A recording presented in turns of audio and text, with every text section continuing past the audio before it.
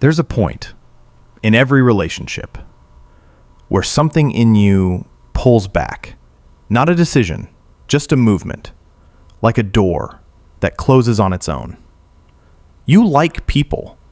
You're just not sure you want them too close.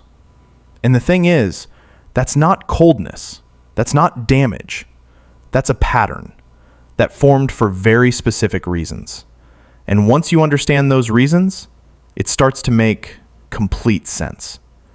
Here's what's actually happening.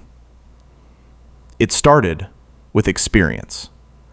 At some point, letting someone in didn't end the way you hoped. Maybe they left.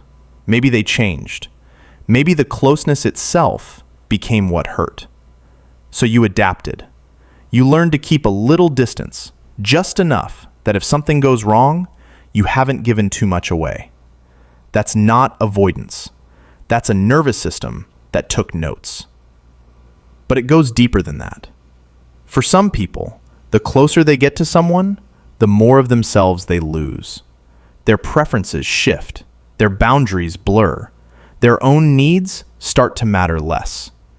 So pulling back isn't about not caring. It's about self-preservation. You stay separate to stay whole. And here's the part most people miss. You've also figured out how to manage most things alone. And it works. When you rely on yourself, nothing lets you down. When you only need what you can provide, the gap between expectation and reality disappears. That's not loneliness. That's a system built to protect you. The question isn't whether it worked. It did. The question is whether it's still serving you or whether it's just running automatically in situations where it's no longer needed. Here's what that looks like in practice. You feel it before most people notice it. The dynamic is shifting. The other person is starting to depend on you, or you're starting to depend on them. And something in you moves.